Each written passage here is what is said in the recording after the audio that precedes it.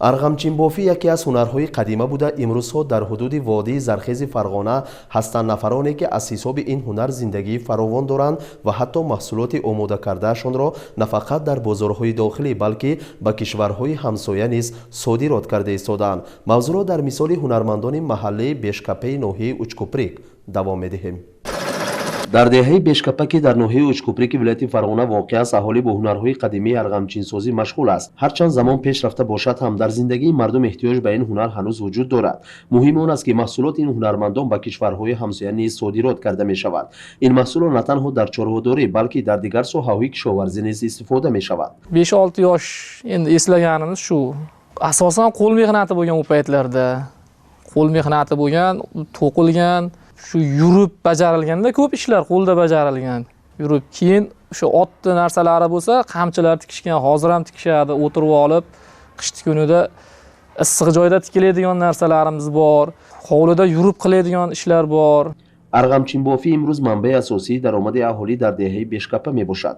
Элмурод Юсупов ки аз хурдсолӣ дар хонаводаи арғамчинбоф ба воя расидааст, шогирди бобо ва падар шуда ин ҳунарро аз онҳо аз худ кардааст. акнун бештари хонадонҳои маҳалла машғули ин ҳунар мебошанд. Asosan o'zimizni shu ichki bozorlarga, undan tashqari eksport ham qilinadi. Tojikiston, qo'shni davlatlarga, Qozog'iston, Qirg'iziston. Bizda 4-5 ta ishchimiz bor. Haftasiga shu 500 kilo, 600 kilo, 1 tonnagacha yurtmaga qarab ishlab chiqarishimiz ko'payadi. Bir oyda 15 million, 20 million atrofida daromad bo'ladi. Undan ham oshiq bo'ladi. ҳар ҳафта як хонадон ба ҳисоби миёна 1-1.5 тонна арғамчин тайёр мекунад. як оилаи ҳунарманде ки ба ин ҳунар машғул аст, ба ғайр аз худ 4 ё бештар аз он ҷойи корӣ барои дигарон таъмин мекунад, вобаста ба ҳаҷми истеҳсолот албатта. ин маҳсулот дар аввал назар ба дигар маҳсулот оддӣ менамояд, аммо як нуқтаи муҳим ин аст ки онҳо ба кишварҳои ҳамсоя низ ҳатто ин маҳсулотро экспорт карда истодаанд ва талаб дар кишварҳои ҳамсоя ба ин маҳсулот зиёд аст. Hech kim bekor qolmaydi. Kim uydagi oilaviy ishlardan ortib kelib shu ishxonamizda oilaviy ishlaymiz. Bolalarim keladi, ayamlar kelib turishadi bir zerikkan, boshqa qilishganlarida.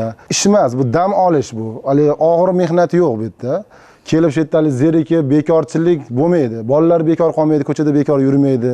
Bekor bo'lsa kedimi ip o'raydi bolalar, boshqa ustanoga qarab turadi. Bu ustanoylarimiz yangi texnologiya, yangi chiqarilgan Xitoy ustanoyligi uchun bunga yoshi katta, kichkina degan narsa rol o'ynamaydi.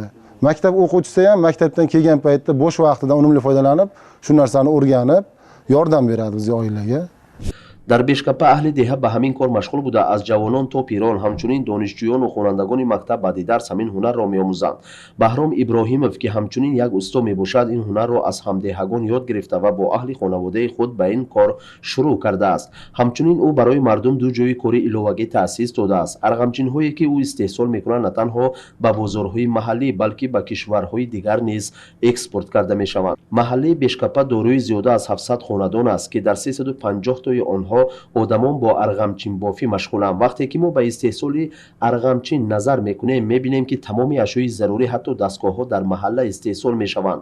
дар айни замон ин маҳалла аз камбизоатӣ ва бекорӣ озод аст. аз оғоз ё соли ҷорӣ ҷиноят ва ҷудошавии оилаҳо дар ин маҳал ба назар нарасидааст. Bu mahallamiz ilgari shu tarixda Qamchibob Beshkapa deb nomlangan ekan. Biz ota-bobolarimiz aytib kelishgan. Dastlab bir 10 yil, 5 yil narida Xitoydan kirib kelgan bu dastgohlar.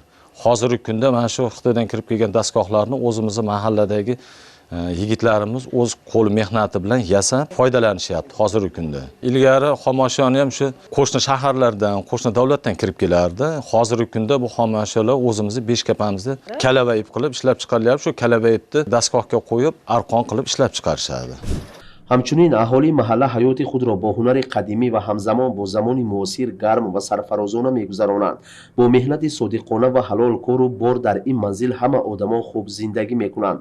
аҳолӣ ба ёрии касе ниёз надорад. занону ҷавонон ҳама ба ин кор машғул ҳастанд. муҳимтаринаш ин аст ки дар маҳалла соҳибкорон хеле зиёданд ва туфайли фаъолияти самараноки онҳо дар деҳа шумори бекорон хеле коҳиш ёфтаанд.